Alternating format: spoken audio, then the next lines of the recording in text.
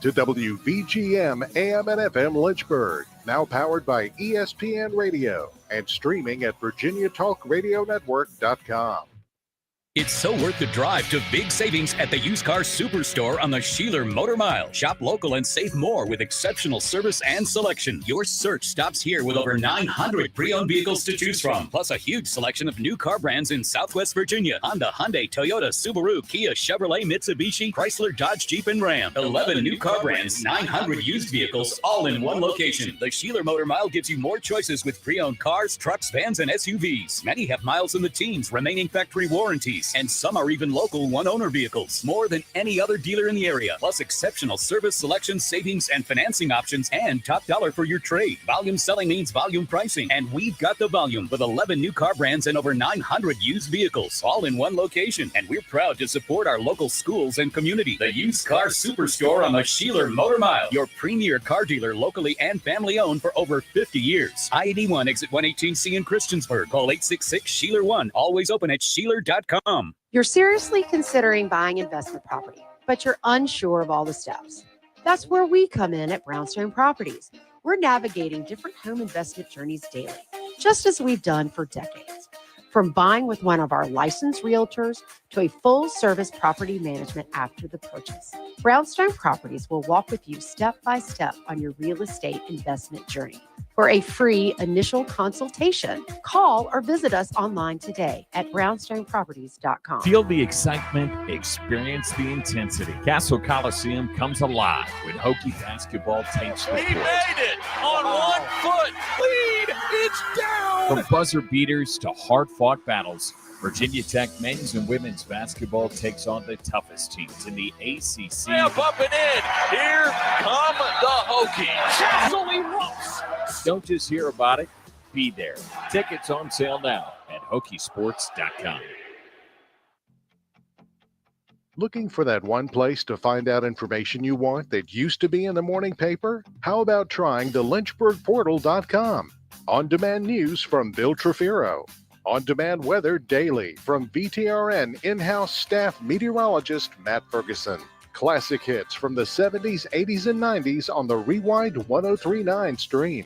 The best talk shows and CBS News every 30 minutes on the WIQO and WGNN streams. The best play-by-play and the Fast Lane with Ed Lane on the VTRN Sports WVGM stream. A business directory from the Lynchburg Business Alliance. Up-to-date events from the Lynchburg Tourism site. Great discounts from InsaneRadioDeals.com and many more ideas on how to promote your business. And it can all be found on the LynchburgPortal.com. That's the LynchburgPortal.com.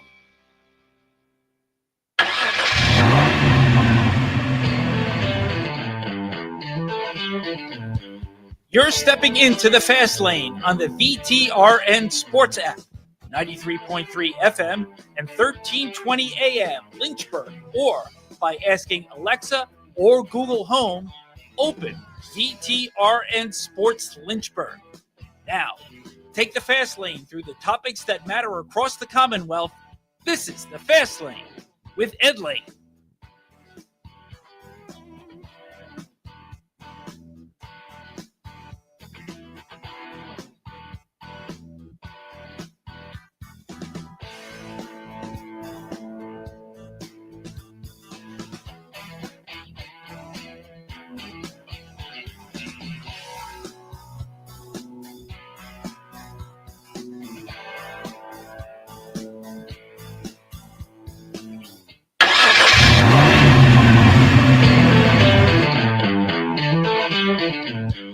You're stepping into the fast lane on the VTRN Sports app.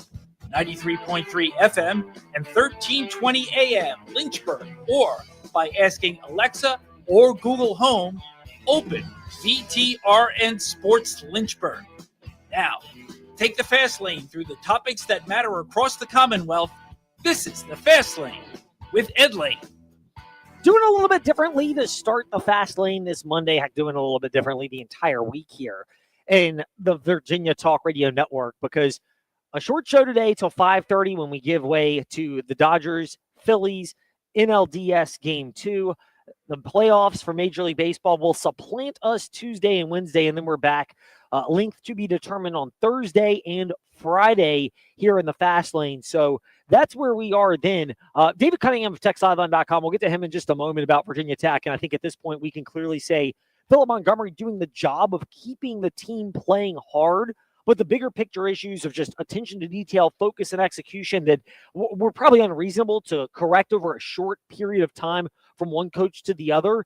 It's going to mean that they're going to be going through with what most people expected, which is Montgomery's not going on this magical run. They're going to find a new head football coach at Virginia Tech. More on that with David Cunnigham in a moment.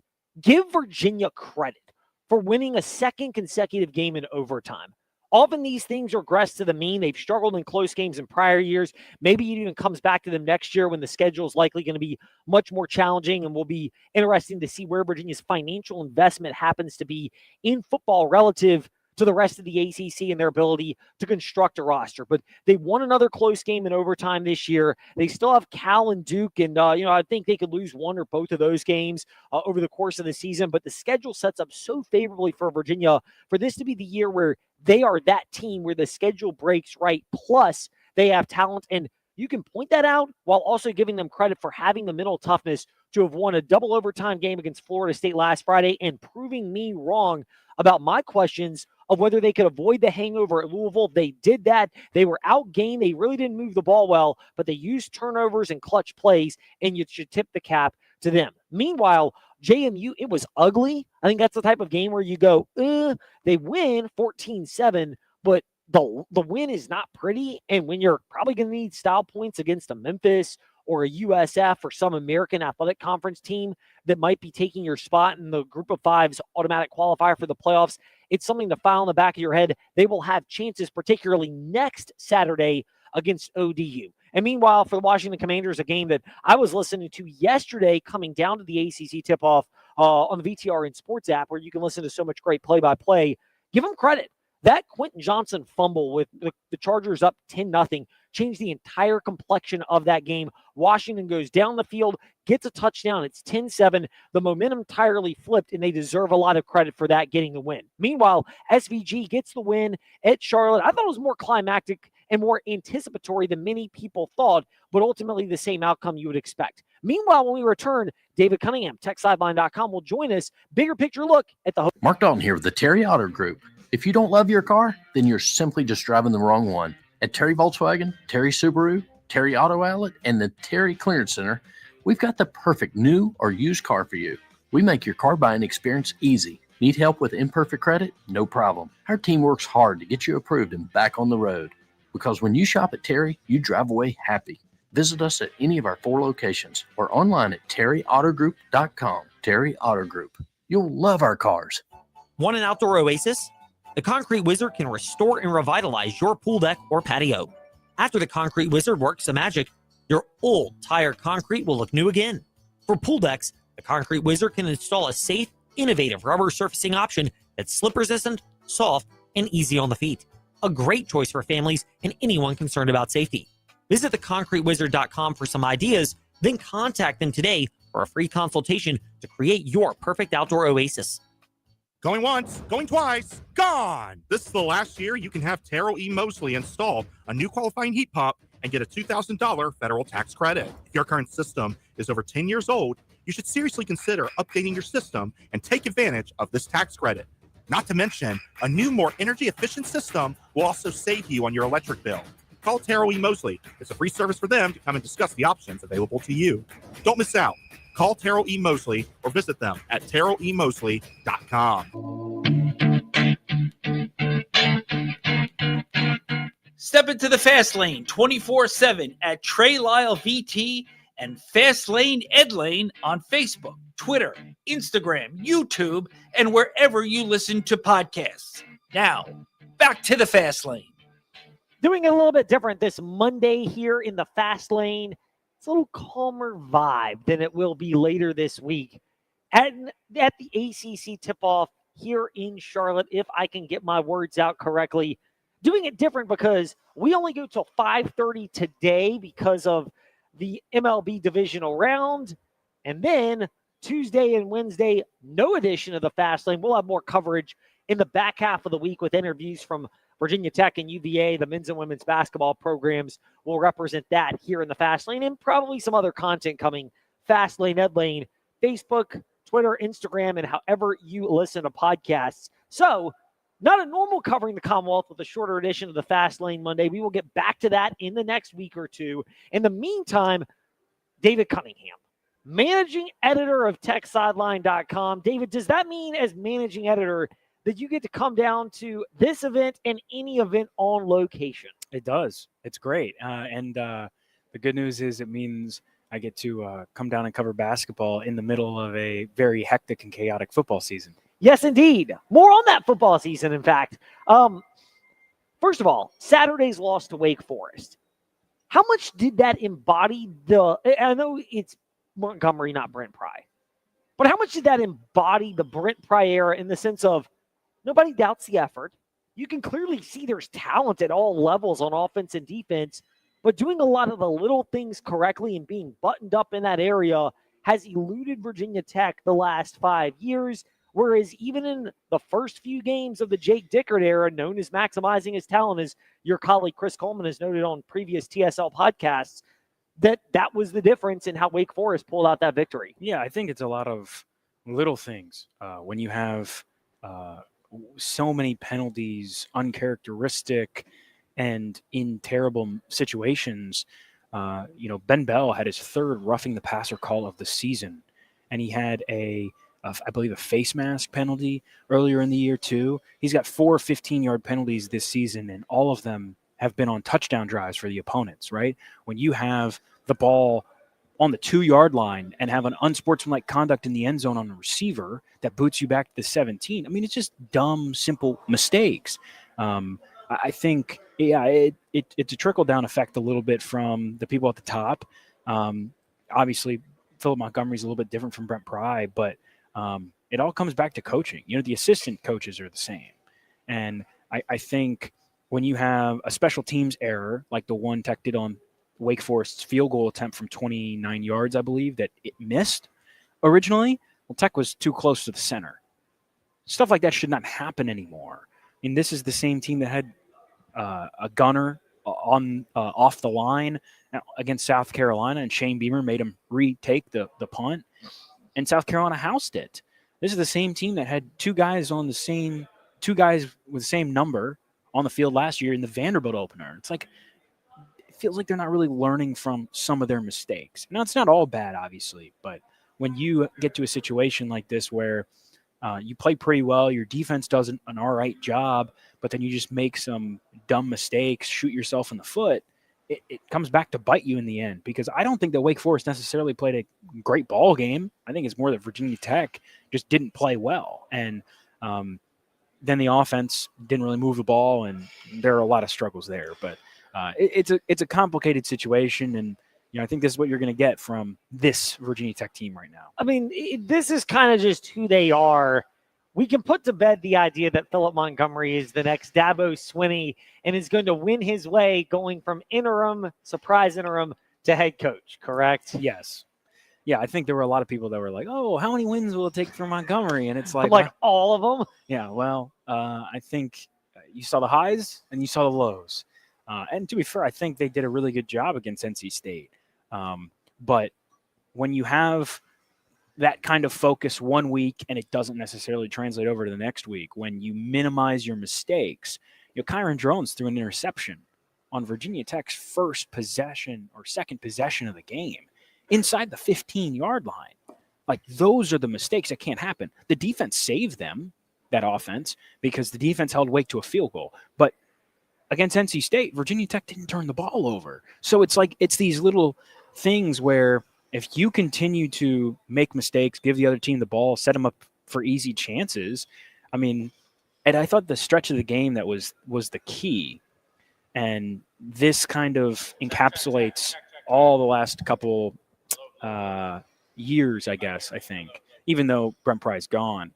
Virginia Tech, Isaiah Brown-Murray downs a punt at the 2-yard line. And then 2 plays later, intercepts a Wake Forest pass at about the 15, runs it back to the 4. So Virginia Tech, in a one-score game, has the ball at the 4-yard line. 4 plays, you have to settle for a field goal from the 17-yard line, like because of a penalty. It's like you have to punch it in there, but just little situations like that where it's like that is why you're not winning games. And it's not that Wake Forest obviously did a good job of stopping the Hokies there, but you've got to be better in those type of moments if you want to be able to compete for wins. So there's this idea, and now that we can shift away with David Cunnigham of TechSideline.com, now that we can shift away from this idea of, maybe Philip Montgomery is going to be the next guy and go on the magical run, which is not happening, to the whole little engine that could vibe that's been around Virginia Tech. I know you've talked about at TechSideline.com and in the TSL podcast, David, you and your colleagues, of shifting away from that, but also how much of that is necessary, because the majority of programs need to be able to maximize their advantages, because especially with talent being more spread out, because the best talent can all get paid, and there's, even with under the table payments possibly returning, only so much money that can be paid out, then inevitably the winning coaches are going to be the ones that know how to do that. And right now Virginia Tech has clearly lacked a coach that is good at those fine-tuned details. Yeah, absolutely. And I think that's what you got to go out and get when you go out and find a head coach. Now that you've got a ton of money, money doesn't mean everything, but you've got this giant influx of cash coming in from the Board of Visitors, this increased budget. Go out and get a coach that knows how to do that. I think between the Justin Fuente and Brent Pry eras, Ed, I think this is a great opportunity for Virginia Tech to go, what do we need in our next football coach? Okay, well, we saw what worked out here pretty well and what worked out here really well. Can we go get a coach that can do some of these things really well, but that is more well-rounded? Because the bottom line is I think Justin Fuente was an okay football coach, but didn't necessarily have the resources and support. On the other side, Brent Pry, not a very good football coach, but had a lot of resources. But you've got to fill out your staff correctly. You've got to hire the right people. You have to make good decisions, and you have to be able to evaluate, attract talent. I mean, there's so much that goes into it. And this is why, like, the new general manager that Virginia Tech's going to hire, that's super interesting, because the GM and the coach are going to have to work in tandem, and it's like, how do you make sure that everybody's on the same page? But yeah, you look at these coaches right now, and I'm not putting a lot of blame on Philip Montgomery, because obviously he's in a very difficult position, but man, there are a lot of things I think that Virginia Tech could just do a smidge better. And it's like, your record would be completely different. Okay, so you mentioned Philip Montgomery. We know he's not going to be the long-term head coach at Virginia Tech, barring some absolute miracle that isn't happening. So like 0.00001% chance that happens. It's almost as good as just 0% chance that happens. For Philip Montgomery, the thing that jumped out to me in his post-game press conference, you were there, Andy Bitter was there, among all others in the media Saturday, and that is, he's talking about the team trying hard, the level of effort. Is that realistically what Hokie fans should expect out of Montgomery and the Hokies the rest of the year? Is just keep these guys focused and playing as hard as possible, knowing that you're probably not going to correct even a lot of the minute mistakes, because some of that correction just happens in the offseason with a different voice that can instill those details. Yeah, I think I don't want to say it's a lost season, but I mean, when you fire your coach after 3 games, man, this is an uphill climb. Virginia Tech, I don't know how many games it's going to win the rest of the way, but I think Philip Montgomery being able to just keep that group together is the important part. We've already seen a bunch of guys go into the transfer portal, but it seems like they're still bought in. You saw that against Wofford. You saw that against NC State. It's not easy, for sure. But, yeah, I think that's where it has to start. And as a fan right now, if you're going, man, I just hope Virginia Tech can win some games. Well, the good news is that the team's still together. It's not going to be pretty. It's just not, because the schedule is not easy. Georgia Tech and Cal are the next 2 games, and then it really, really ramps up, with Louisville, Florida State, Miami, and Virginia. I mean, that's a tough end to the season. I don't know how many games Virginia Tech's going to win of those, if any, right? But the good news is that there's a lot of other stuff going on right now. And I know people look to the on-field record and they want Tech to win, obviously, and it's going to be really tough. But the good news is there's a new era coming and a new regime, and the fact that Philip Montgomery's been able to keep this team together, you're seeing a lot of really young guys. Noah Chambers, for example, at linebacker, guys getting the opportunity to come show out and play. I think that is the biggest thing. The fact that these guys are still bought in, they're still together. You're seeing what could maybe be the next wave of this Virginia Tech football team. You're seeing some of this talent shine through, and who knows? We get to the end of the season in December, we might be talking about a bunch of these guys staying for the next head coach. So it's like you're potentially seeing the future of this program, but we don't really know yet. Well, I mean, you see some opt-outs, and I know we'll get more of them, I'm sure, as the season progresses, David. And that's just an overarching story, as David Cunnigham of TechSideline.com is with us in the fast lane. Ironic, we're at ACC Tipoff, but we're talking more Virginia Tech football. Let's be real. That's kind of the story that's hovering over Virginia Tech.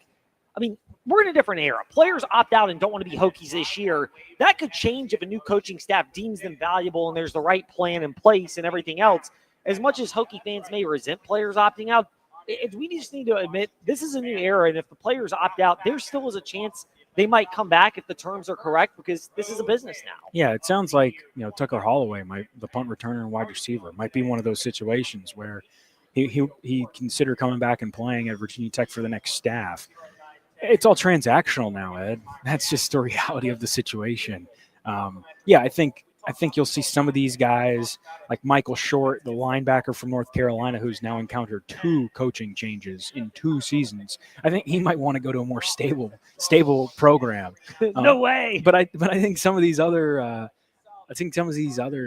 players, like a Tucker Holloway, it's like, okay, maybe I'd consider coming back to Virginia Tech if the situation is right. There's a long way to go here, but the good news is, if you're a fan, I think you look out on that field, and there are a lot of really young, talented players that are out there making plays, particularly like on the defensive side of the ball. I mentioned Noah Chambers, Sheldon Robinson's flown around.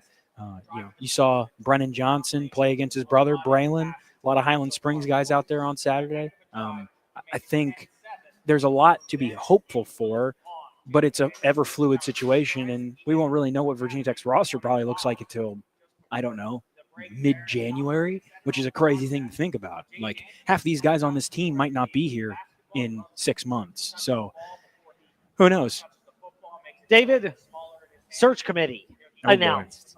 8 members. Look, I have no problem with the idea of a search committee. To me, correct me if I'm wrong, the fact that you have a search committee that with Babcock announced is really another indication that Babcock is, they're entitled, but he's not making these decisions. If it's up to me, maybe you have 2 of the 3 of Bruce Arians, Eddie Royal, and Bud Foster. Maybe you have 1 or both of Ryan McCarthy and Jay Person from the board. And then the other 3 that are out there, Lynn Dowdy, Brad Hobbs, and Bridget Ryan Berman. Maybe you have a couple of that. Should this be a smaller committee? Do you worry that they're there, but they're not really going to make an impact? Maybe. I don't think it's a bad group necessarily. I think I actually like the committee in the way it's structured, I think. But yes, I wonder if there are too many voices in that room. And I'm also curious who's going to be the one taking the lead on it. Like, is it going to be a Bruce Arians? I figure it might be one of those Board of Visitors members, Jay Pearson and Ryan McCarthy, that is kind of guiding it, because, of course, the board, the rector, John Rokovich, I mean, those are going to be the guys that are making the decision at the end of the day, along with President Tim Sands. But I think they did a good job with the makeup of this committee. I think some people might scoff at the non-football names, but you're talking about Lynn Dowdy, Bridget Ryan Berman, 2 very successful people in the business world, like CEO of Giorgio Armani. I mean, like, we're talking big time companies, and this is a business now. And I think you need people that understand how to run giant businesses. You mentioned Witt.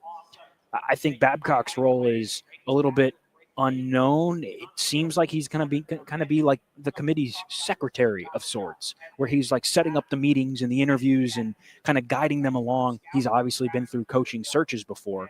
Okay, how much input does he have? Seems like he might have some, but I think Virginia Tech is probably better off if he doesn't, considering his last 2 football hires did not go well.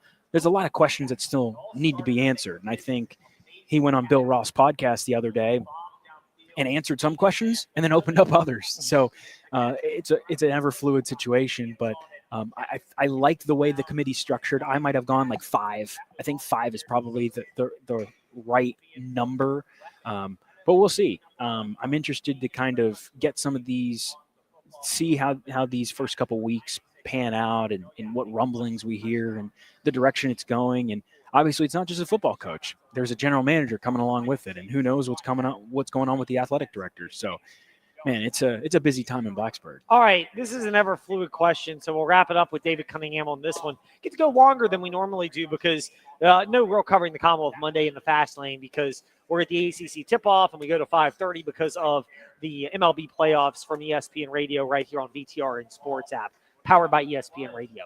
What's your confidence level that when we get towards late November and early December, this thing will be progressing to a manner where you go, this is not a mirror of Tennessee, Greg Schiano back in the day where it's a total train wreck, or heck, maybe what's going on down in Chapel Hill. Oof.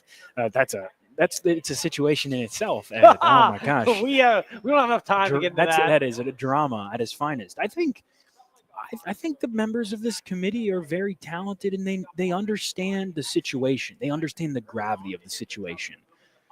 A guy like Bruce Arians, Eddie Royal, Bud Foster, those are the three names a lot of people will know. They're all football guys. They understand how important football is at Virginia Tech. They understand what it takes to win at Virginia Tech. The biggest question is, who can you get? And I don't know, you'll probably start some conversations here in early October, and the person that might be your football coach, you might not even talk to until the beginning of November, right? Because how many current coaches are looking for their next spot 5 weeks into the year? But I feel pretty confident that they get this decision right. The interesting part is going to be the alignment between the head coach and the general manager and how that all works out, because the GM is going to have a lot of power. It seems like it's going to be like a 50-50 structure. Well, if that's the case in this era of player empowerment where you're paying them rev share, they're essentially free agents every year, how do you structure your program to make sure everybody's pulling in the same direction and that they're the right hires? I'm not as concerned about the head coach because I think Virginia Tech can go out and get a sitting or a proven coach. I'm more wondering where the general manager is going to come from. And I think that's kind of been put on the back burner right now until they hire a head coach, and he's going to obviously have some input on where the GM comes from. But, man, there's a lot to keep up with, and it's going to be very fun to follow and monitor. And the Tech has to get this right. Like, hopefully there's no Greg Schiano or Bill Belichick situation, but I think everybody understands that this is probably maybe the most important hire in terms of football coach that Virginia Tech Athletics has ever had to make. I don't think there's a doubt about that, because if you get this wrong and you go towards obsolescence and towards 2030 at the same time, and you have 15 years of struggles on top of that, it's not a good look, and you may be on the outside looking in of whatever. I mean, I'm convinced we're getting to a super league. It's just a matter of who's involved and who's not. And you want to at least be in the discussion rather than whisked away to the side in some extra, gracious exit, which is another way of saying you're not part of this. Yeah, absolutely. Oh, and I think who knows what's going on with the super leagues and the conferences, but I think Virginia Tech fans are ready to invest. The Virginia Tech fans are ready to help. They want to help. I mean, there was a pretty much sold-out crowd there on Saturday for that Wake Forest game. The fans are still showing up. Dude, I was amazed. I was there. I'm like, a regular environment. You would have known they're too mediocre to bad teams. I know. And it's the fans are ready, man. But Virginia Tech has to, as Whit Babcock said, Hokies have to do their part in hiring the right people. Because if you get this wrong, I don't know how you come back from it. I mean, it's one of these things where after Justin Fuente, it was like, okay, you got Brent Pry. We'll see where it goes. And of course, Fuente had some really good years at the beginning. You get this one wrong, you're going to be talking about a program that hasn't seen 8 wins since 2019. I mean, you don't want to be setting yourself up to be Oregon State, Washington State here.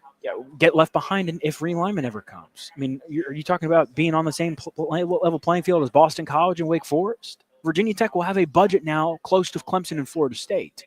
If you got the results of a BC and Wake Forest, you're trending in the wrong direction. Oh, you definitely are. You are trending towards irrelevancy, unlike the content, which is very relevant at techsideline.com. And David Cunnigham is with us to discuss that. David, thank you for your time today in the Fast Lane. We greatly appreciate it. Absolutely. Thanks for having me on.